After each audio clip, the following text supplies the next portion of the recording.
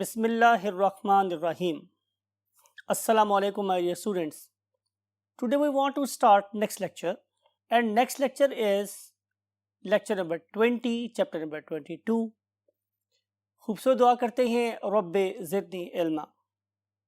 My dear students, last lecture में हम लोगों ने एक्स लिंक्ड रिसेसिव डिसऑर्डर्स के बारे में डिटेल्स डिस्कशन की और हम डिस्कस करने वाले हैं X linked dominant, Y linked traits, sex limited और सेक्स इन्फ्लुएंट ट्रेड्स के इनहेरिटेंस के पैटर्न के बारे में. So let's move to the white board. Yes my dear students, बात हो रही थी आप लोगों के साथ लेक्चर नंबर 20 में ह्यूमन सेक्स लिंकेज के बारे में. हम लोगों ने एक्स लिंक्ड रिसेसिव के बारे में कुछ बातें की थी. आपको याद होगा मैंने बोला था कि X linked recessive disorder male में ज़्यादा अपेयर होता है, लेकिन जो मेरे पास एक्स लिंक्ड डोमिनेंट डिसऑर्डर है इट अपियर्स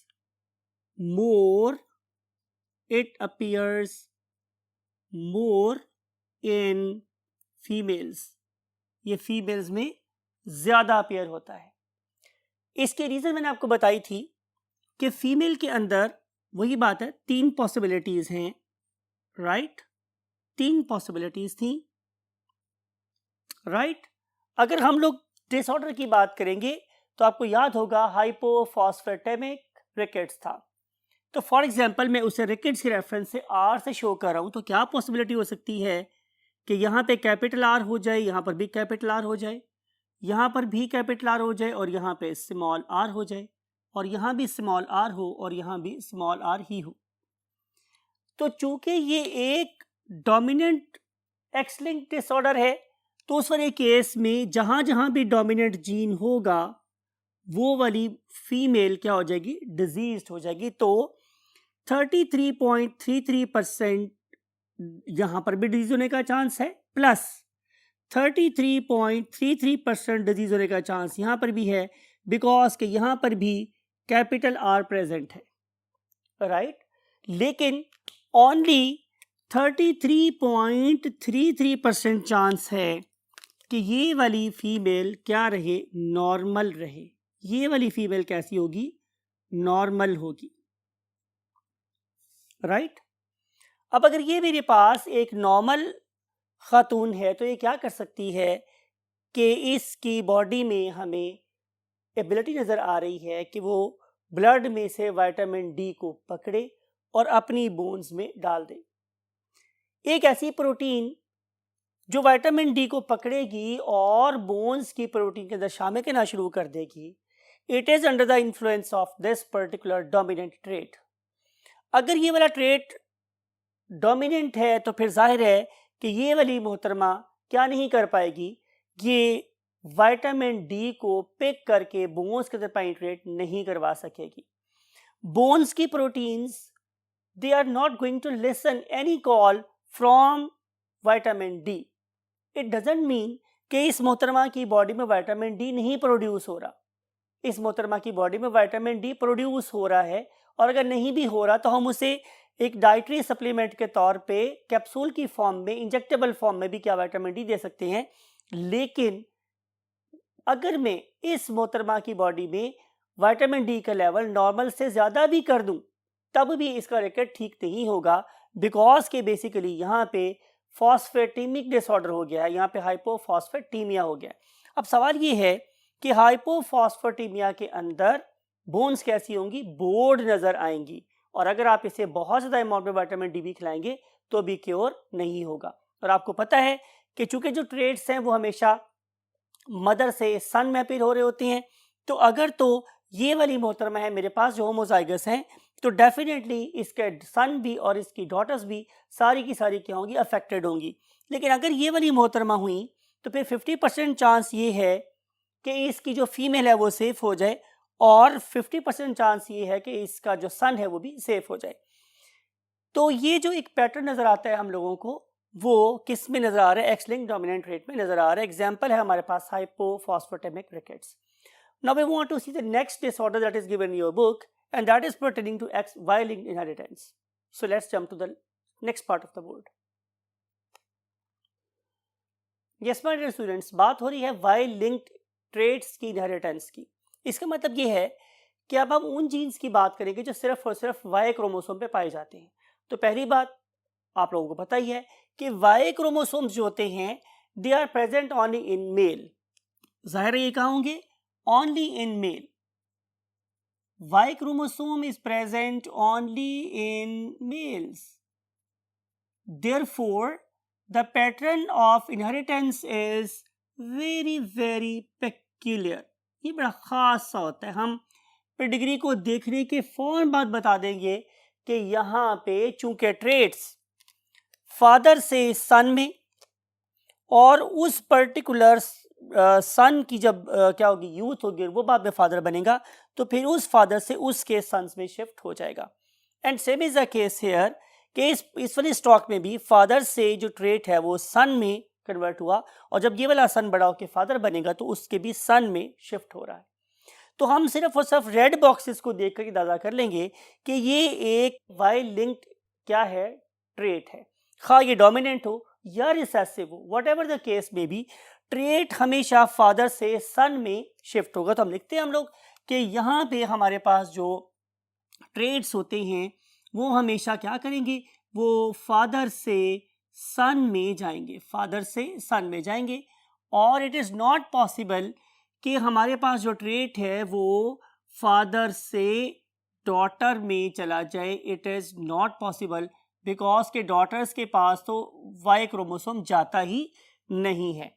अब अगर फादर का वाई क्रोमोसोम अफेक्टेड है तो जाहिर है अगर फादर का वाई क्रोमोसोम अफेक्टेड है तो definitely this disease will be sent to the son directly. ये समझाया है अभी आप लोगों को, इसमें कोई मुश्किल सी बात नहीं है।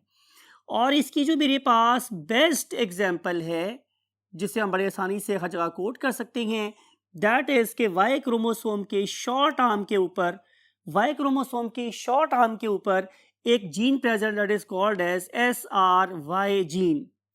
ठीक है, ये मेरे पास क्या क्यों कहलाता है SRY जीन? बिकॉज के ये सेक्स डिटरमाइंड रीजन है of the Y chromosome, sex determining region of the Y chromosome, इसलिए अब इसे SRY जीन बोलते हैं। और अगर SRY जीन मेरे पास होगा तो आपको पता है कि प्रेगनेंसी के 6th वीक में ही क्या स्टार्ट हो जाएगी, प्रोडक्शन ऑफ टेस्टोस्टेरोन, राइट। और अगर हमारे पास टेस्टोस्टेरोन बनना शुरू हो गया है तो जाहिर है developing organism will be the male only.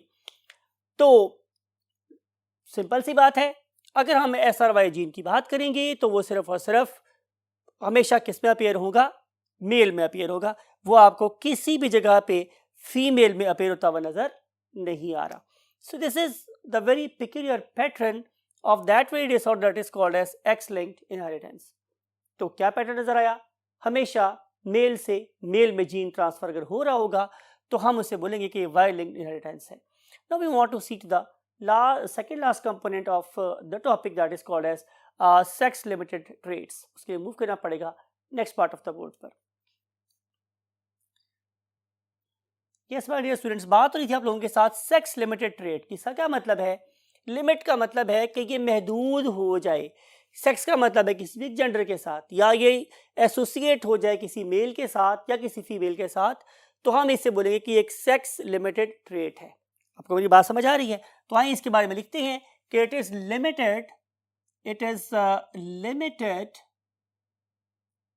To a single sex only, right. अब सवाल ये है कि ये एक पर्टिकुलर सिंगल सेक्स में ही क्यों अपीयर हो रहा है? तो आंसर ये है कि basically there are anatomical differences between the two genders, right? बात आपको समझ आ रही? इसका मतलब ये होगा कि एक पर्टिकुलर ऑर्गेनिज्म में they will appear more, बड़ा आगे लिख रहा हूं मैं more, लेकिन in other gender it will remain recessive, because कि एनाटॉमी उस पर्टिकुलर जीन को एग्जीक्यूट करने में हेल्प ही नहीं कर रही। Anatomy, structural makeup of the body, ये हेल्प ही नहीं कर रहा उस जीन को एग्जीक्यूट करने में। ठीक है, अब सवाल ये है कि ये पर्टिकुलर जीन कौन कंट्रोल कर रहा है? तो आंसर इज कि this particular gene can be controlled by sex chromosomes और बाय ऑटोसोमल क्रोमोसोम्स। दोनों में ये जीन्स पॉसिबल हो सकता है कि अपे हो और ये एक पर्टिकुलर सेक्स को क्या करें, अफेक्ट कर रहे हो।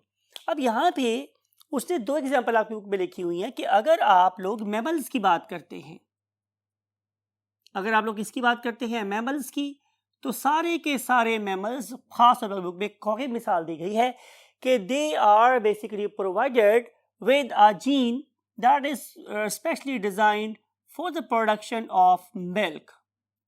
अब सवाल ये है कि क्या मेल में ये वाला काम हो सकता है? तो आंसर इज नो, बिकॉज कि मेल की बॉडी की एनाटॉमी फीमेल बॉडी की एनाटॉमी से डिफरेंट होती है। तो अगर ये जीन वहाँ पे प्रेजेंट भी होगा तो उस पर्टिकुलर जीन को एग्जीक्यूट होने के लिए आपको जो एनवायरनमेंट चाहिए, जो स्ट्रक्चर्स चाहिए, वो बेसिकली मेल की बॉडी में लैक कर रहे होते हैं। Same is a case with some other example and that very example is beard. आपको पता है कि जहां तक ताल्लुक है बियर्ड का, it is characteristics of the male only, ये सिर्फ और सिर्फ मेल हजरात में होती है, राइट। सवाल ये है कि बियर्ड फीमेल बॉडी में अपीयर क्यों नहीं हो सकती? तो again answer is very simple. Female की बॉडी, फीमेल के चेहरे पे वो एनाटॉमिकल स्ट्रक्चर्स ही प्रेजेंट नहीं हैं जो इस पर्टिकुलर जीन को क्या करें, रेस्पॉन्ड कर सकते हो, राइट। तो जब एनाटॉमी उसको सपोर्ट नहीं करेगी तो जीन प्रेजेंट होने के बावजूद और some time even hormone present होने के बावजूद भी ये वाली फीमेल के चेहरे पर बियर्ड नहीं ग्रो करेगी। ऑन द अदर हैंड, अगर एक ऐसी फीमेल है कि जिसके फादर की बियर्ड बहुत ज़्यादा घनी थी, तो क्या उसकी बेटी के चेहरे पर भी बियर्ड ग्रो करेगी? तो आंसर इज नॉट। लेकिन बहरहाल उस पर्टिकुलर मोहतरमा के पास एक बड़ी घनी बियर्ड का मैसेज जरूर मौजूद है, तो वो वाला मैसेज वो अपने सन को जरूर ट्रांसफर कर सकती है। तो क्या होगा कि जब ये वाली मोहतरमा यू कैन से कि एक नई जनरेशन को प्रोड्यूस करेगी, तो नई जनरेशन में इसके सारे के सारे बेटों या एक बेटे की दाढ़ी बहुत ज़्यादा घनी होगी, राइट। तो हम लिखते हैं आप लोगों के लिए कि this particular female can not have beard, इसके ऊपर बियर्ड नहीं होगी, लेकिन she can pass this particular thick beard message to her sons. Got the point? तो इस तरीके से ये वाले कैरेक्टर्स मीन मिल्क की प्रोडक्शन कैरेक्टर फीमेल के साथ और बियर्ड की प्रोडक्शन का ताल्लुक मेल के साथ रिलेटेड है। देयरफॉर हम उसे बोलते हैं कि it is a sex limited trait. अब हम डिस्कस करने वाले हैं आज का last topic, that is called as sex influence trait. इसका क्या मतलब है मेरे पास माय डियर स्टूडेंट्स कि एक जेंडर इससे ज़्यादा मुतासर होता है। इसका क्या मतलब होगा कि दूसरे जेंडर में भी ये डिजीज हो सकती है। तो लिखते हैं आप लोगों के लिए कि दिस पर्टिकुलर डिजीज और this particular character can appear और can occur in both sexes. In both sexes का मतलब ये है कि मेल में भी हो सकता है और फीमेल में भी हो सकता है, लेकिन it is more common in one gender. लिखते हैं आप लोगों के लिए but it is more common, but it is more, यहां लिख रहा हूं मैं, more common in one gender, in one gender. और दूसरे में ज़ाहिर है ये डोरमेंट रहेगा या रिसेसिव फॉर्म में रहेगा। डोरमेंट का मतलब भी ऐसा ही होता है कि वो ट्रेट उस दूसरे जेंडर के अंदर सोया हुआ ही रहेगा, राइट। और अगर देखा जाए तो इसकी कॉज क्या है, डिफरेंस इन एक्सप्रेशन, राइट। दोनों ऑर्गेनिज्म में जो एक्सप्रेशन का डिफरेंस हमें नजर आ रहा है, और उसकी वजह क्या है? उसकी वजह है इन दोनों ऑर्गेनिज्म के बॉडी के अंदर हार्मोनल क्या है, डिफरेंसेस। जाहिर है मेल बॉडी के अंदर हार्मोनल मेकअप डिफरेंट है from the hormonal makeup of the women, right. तो इस लिहाज से दोनों के अंदर जो कैरेक्टर है वो डिफरेंशियली अपीयर हो सकता है। एक्सेलेंट एग्जाम्पल जो आपकी बुक में गिवन है, that is called as a baldness, that is called as a baldness, या हम इसे एक और नाम देते हैं, it is also called as pattern baldness, pattern baldness. Right my dear students, अब हम यहाँ पे देखें तो हमें पता चलेगा कि ये एक ऑटोसोमल डिसऑर्डर है। भाई जाहिर है अगर ये मेल में भी अपीयर हो रहा है और फीमेल में भी अपीयर हो रहा है, राइट, तो इसका मतलब है कि डिजीज कैसी होगी, ऑटोसोमल होगी, राइट। लेकिन इंपॉर्टेंट बात ये है कि ये एक ऑटोसोमल डोमिनेंट डिसऑर्डर है। डोमिनेंट डिसऑर्डर का मतलब क्या होगा कि जहां कहीं भी मेरे पास डोमिनेंट जीन होगा, चाहे वो मेल या फीमेल, वहां ये अपने आप को क्या करेगा, शो करेगा। तो चूंकि ये ऑटोसोमल डिसऑर्डर है तो मुझे एक्स और वाई लिखने की जरूरत नहीं है, मैं एक्स में लिखता हूं what are the possibilities. Possibility ये है कि कैपिटल बी हो सकता है, कैपिटल बी स्मॉल बी हो सकता है, या स्मॉल बी हो सकता है। इसका मतलब ये होगा कि एक वो वाला मोहतरम या मोहतरमा जिसके पास स्मॉल बी प्रेजेंट है, शी इज नॉर्मल और ही इज नॉर्मल। दोनों के केस की बात हो रही है कि वो ही भी हो सकता है और वो शी भी हो सकता है। बोथ आर नॉर्मल बिकॉज कि डिजीज की कॉज एक डोमिनेंट जीन है। अब अगली बात देखते हैं कि अगर ये हुआ मेल, तो फिर capital B, right, it will be fully expressed because वो वाला हार्मोन जो इस जीन को एक्सप्रेस करवाने के लिए, ऑन करने के लिए जरूरी है, it is definitely present. If it is definitely present in the body, so it will call the baldness. And name of that very hormone is testosterone. Testosterone. Right. तो अगर किसी ऑर्गेनिज्म के, बात को गौर से सुनिएगा, किसी ऑर्गेनिज्म के फादर बाल्ड थे और फॉर एग्जाम्पल कि उसकी मदर के पास भी बाल्डनेस का जीन था, तो फिर वो वाला ऑर्गेनिज्म क्या होगा, कैपिटल बी, और अगर उसकी बॉडी में हार्मोन लेवल ठीक है तो वो इंशाल्लाह बाल्ड हो जाएगा, right. On the other hand ऐसा भी हो सकता है कि एक ऑर्गेनिज्म जो है वो कैपिटल बी उसको मिला है फॉर एग्जांपल अपने फादर की तरफ से या मदर की तरफ से, लेकिन उसको फादर या मदर की तरफ से मिला है स्मॉल बी। इसका मतलब है कि this particular organism is heterozygous. तो इसके बारे में फिर अगेन दो चांस हैं। पहला चांस मेरे पास क्या है कि ये कैपिटल बी स्मॉल बी एक मेल हो, और या फिर चांस ये है कि ये एक फीमेल हो।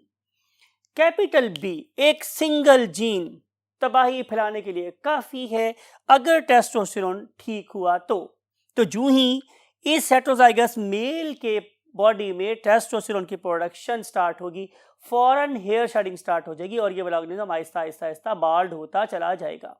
पैटर्न बाल्डनेस का मतलब होता है मेरे पास किसी खास एरिया में से बाल गिरेंगे और सारे सर में से बाल नहीं गिरेंगे, राइट। तो इस वाले केस में फिर हमारे पास ऑप्शन क्या रह जाता है कि जाहिर है कि हम उसे विग पहनाते हैं, ये बड़ा केस हो सकता है। और अगर देखा जाए, ये कहा जाता है कि बार बार अगर सर को मुंडवा दिया जाए तो उससे फर्क पड़ता है, तो answer is no, there is no such thing जो कि इस चीज़ को क्योर कर सकती है। हाँ, हमारे पास आज एक नई टेक्निक आई हुई है, वो ये कि अगर मैं अपने सर के डिफरेंट जोन्स को देखूं तो मेरे सर के डिफरेंट जोन्स में जो बालों का टेक्सचर है वो डिफरेंट होता है। अगर आप एक पैटर्न बाल्ड ऑर्गेनिज्म को देखें तो आपको पता चलेगा कि इस पर्टिकुलर ऑर्गेनिज्म के साइड्स पे और बैक पर जो हेयर्स है वो कभी भी नहीं फॉल होते, हालांकि टेस्टोस्टेरोन का लेवल तो वहां पर भी ज्यादा है। तो हम फिर क्या करते हैं कि हम लोग उस पर्टिकुलर हेयर की टाइप को ट्रांसप्लांट कर देते हैं दूसरे पर्टिकुलर जोन के अंदर। मिसाल के तौर पे कि मैं साइडों से बालों को उठाऊं और उसे बिल्कुल उस जगह पे दरमियान में लगा दूं जहां बिल्कुल बाल नहीं है, तो क्या होगा कि इस पर्टिकुलर एरिया में भी अब उस तरह के बाल हैं जैसे कि साइडों पर बाल थे, तो वो टेस्टोस्टेरोन लेवल डिक्रीज होने से या खत्म हो जाने से कभी भी नहीं गिरेंगे। तो इस चीज को हम लोग क्या बोलते हैं, हेयर ट्रांसप्लांटेशन। तो हेयर ट्रांसप्लांट करके हम कॉस्मेटिकली उस बंदे की शक्ल बदल सकते हैं, लेकिन रिमेंबर ये जीन्स तो बेसिकली नहीं बदले जा सकते। अगरचे उस सबकी ज़ाहिरी शक्ल बदल ली है, लेकिन आइंदा आने वाली नस्ल में डेफिनेटली ये जीन ट्रांसफ़र होगा। तो इस सारी you can say piece of information के साथ हमारे एक बड़ा topic that is called as sex limited traits और sex link traits in human being वो खत्म हुआ। और हमेशा की तरह आपके लिए दुआ करता हूँ कि आप अपना और अपने पेरेंट्स का बहुत ख्याल रखें, और हमेशा कहता हूँ जब आप नमाज़ पढ़ें तो हमारे लिए भी ज़रूर दुआ कीजिएगा। और अपनी मंजिल को पाने के लिए सर तोड़ कोशिश कीजिएगा, बिकॉज हस्ती मिटा के होती है तकमील आरज़ू, मुमकिन नहीं है ऐसा किए बगैर। अल्लाह हाफिज़।